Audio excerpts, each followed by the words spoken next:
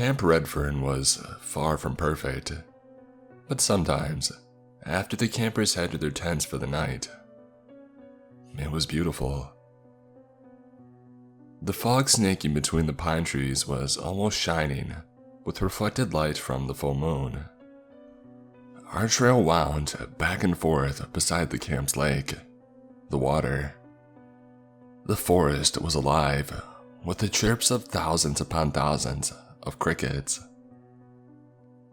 "Have you girls recovered yet?"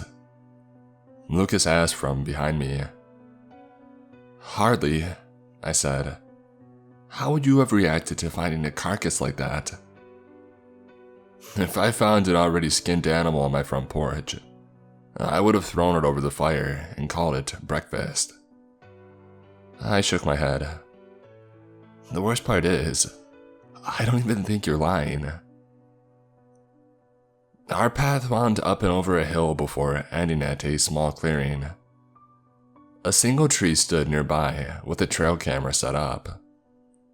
Lucas slipped its SD card into a pocket and shot a glance at the full moon. "Come on, Brooke. We should head back. Werewolves are out tonight." I shot another glance over the lake as we made our way back towards camp. I always loved these hikes out to the trail cameras. It was hard to appreciate the view with the unease I was feeling though. My girls had found a skinned squirrel on their front porch that morning. None of us had any idea where it could have come from. I tried to clear my head and just concentrate on planning for the activity tomorrow. Our campers were supposed to identify each creature and the dozens of photos the trail camera had taken. When we reached the lodge, Lucas inserted the SD card into a computer and uploaded the pictures that it had taken. There were plenty of the usual suspects: deer, raccoons, even a blurry owl. And then as he scrolled down the images, I spotted something strange. "What is that?" I said, pointing to a thumbnail. Lucas clicked it, revealing a photo of a skinny shirtless man with long hair walking up the trail towards camp. The timestamp said that it had been taken last night. Neither of us spoke for a moment. Camp Redfern is located high in the mountains of Oregon. No one should have been this far out unless they were a camper or a camp employee, and I was sure that I had never seen anyone like him before. "Maybe he's a backpacker," Lucas offered. "A backpacker with no shirt or backpack." "Right. It's weird." I closed my eyes, a dull pain forming in the back of my head. "I'm heading to bed.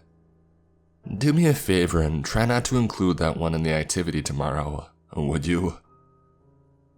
Lucas rubbed his chin, still staring at the photo. "Yeah, you got it." I walked through the woods towards my cabin. People often describe being alone in the woods as scary, but I had never felt that way. The woods at night were peaceful.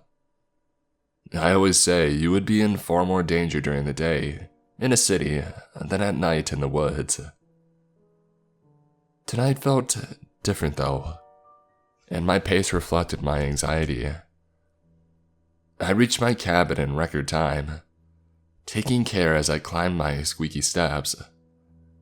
My cabin lay just a few dozen feet away from where the dozen girls I looked after, my clan, were sleeping in their cabin. I woke up the next morning to a shriek. I slipped on a pair of flip-flops and I pulled open the door. "Miss Brooke," 12-year-old Teresa said, from where she stood just inside the cabin. She was staring down at a mangled, bloody carcass sitting on the wooden slabs of their front porch. I ran by the fire pit and up their steps, staring down at what was clearly a partially skinned and mutilated raccoon. It was a horrible sight, too horrible to fully process in an instant. But some parts of my brain operating on Cam Counselor autopilot said, "Shut your door, Teresa. I'll take care of this in just a minute." I picked up the raccoon by one bloody paw and carried it into the woods, laying it down far enough from the cabin that the girls discovering it was unlikely. And then I filled up a bucket with water from a nearby spigot and washed down the boards. I could hear the girls inside talking with hushed tones. I did my best with the water, but the boards were still stained from the dried blood. I stepped inside, told the girls to get ready, and led them to their day's activity. Lucas had organized a selection of human-free pictures for my girls and his boys to identify. After that, we played a game, and then broke for lunch at the camp's pavilion. I told Lucas what happened in hushed tones, while my girls told his boys what happened with screams and shrieks. That makes 2 nights in a row that a tortured animal carcass has shown up on outside my girl's cabin, I said. And now we have a picture of a random guy on a trail around here. It'd be stupid to not see the connection. Lucas's normally carefree expression was dark. You're right, and he might come back with another tonight. Do we call the cops? And say what? I said. We have a half-blurred image of a guy on a trail cam. We found a dead animal outside in the woods. What would you say if you were a cop? There's no way. Lucas cut me off with a hand. Brooke, I get your point. We'll need more evidence. He cut himself off, thinking, let's assume that he comes back tonight. If we see where he's living, we'll be able to call the cops on him. I nodded slowly. I can sleep with the girls tonight. You can set up a watch in my cabin. You'll be able to see everything out the front door. He thought for a moment before agreeing. Sounds like a plan. He held up a finger. But I'm going to install the deadbolt on the inside of your cabin. Make sure that he can't get in, even if he wants to. You better not fall asleep while you're keeping watch, I said. I'll drink a couple Red Bulls and listen to music. It'll be fine.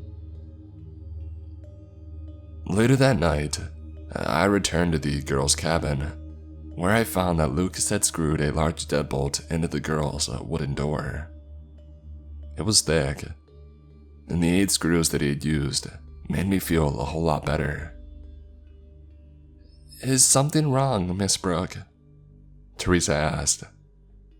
Some of the girls were staring at me with anxious expressions. Oh, everything's fine, I said. I'm just going to be sleeping in the spare bed in here tonight. It's lonely in my cabin by myself. Is everyone okay with that? The way their expressions brightened told me that they would be just fine.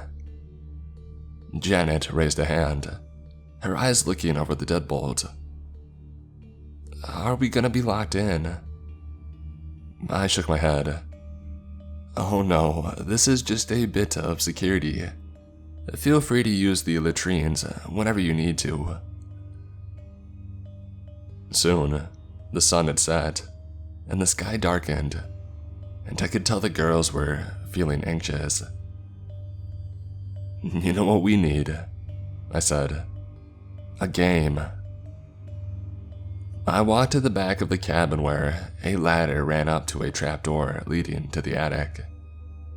I always kept a few extra supplies, backpacks, and games up in the attic of the girls' cabin.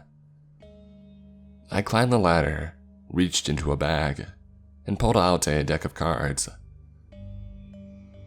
We played with the cards for a few hours. It was nice, and the deadbolt made me feel more secure than I would have admitted to Lucas. The only thing that bothered me was the lingering smell of blood. Each time a girl got up to use the bathroom, the door swung open, disturbed the air, and I would taste iron on my tongue. I had done my best to clean it, but there was still undeniably the smell of something dead. I told myself that it was probably just a placebo from thinking about it. We turned off the light a little after 11. I dug my face deep into my pillow, wondering if this lunatic had already left another skinned animal on the porch. I found myself listening hard for steps leading up to the cabin, listening for footsteps crunching on pine needles outside. I fell asleep soon after, despite my fears. I found that anxiety can be more tiring than hard labor. I woke up a few hours later to the sound of a girl, probably Janet, opening the deadbolt to use the bathroom. A part of my sleepy mind was concerned, but I knew that Lucas was watching the cabin, and the bathroom was just next door. I fell back asleep. And then I was awoken by the sounds of someone running up the steps of the cabin and banging on the door. I shot to my feet and took a step closer to the door. My girls were waking up, and some had already begun to panic. The banging on the door continued, frantic.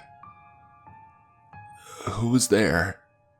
I called, my voice weak. "It's me," I heard Lucas shout. I ran forward and I opened the door. Lucas stood on the porch, an animal carcass on the ground behind him. His face was panicked. "Get the girls up. We need to get to the lodge, now." "What? Why?" I asked. "Now," he barked, his voice rough. His eyes flashed around the inside of the cabin and over each girl. I turned around and told my girls to put on their clothes. Their fear soon ate through their sleepiness, and soon each had their shoes on. They slowly filed out of the door. Lucas kept looking around the room. He grabbed my arm and started walking out. I pulled free. "No, tell me what's going on first." He came close, his voice little more than a whisper. "I saw the guy from the trail cam walk onto your porch, Brooke. He left an animal there. So, why are you taking us out into the woods?" "He walked out the front door of this cabin to leave the animal," he said, "and then he walked back inside. He's in there somewhere, now. We need to." He cut himself off, looking behind me. I turned, following his gaze to the top of the ladder leading to the loft. A man's head was peeking out through the trapdoor, staring down at us. His long black hair only partially obscured his wide smile. All the blood in my face left in a rush. We turned and we ran for the door, slamming it shut behind us. And then we gathered the girls and ran through the woods. Lucas stayed at the back and I stayed in front. The girls were all nearly hysterical, and I would be lying if I said I felt differently. Every shadow and bush, every owl behind us made me think that he was running after us. We reached the lodge and called the police from the landline. I did my best to calm the girls, but most of them were too upset for me to help much. The police arrived a little over an hour later. By the time the police made it out to the cabin to search it, the man was gone. The animal that he left on the porch was still there.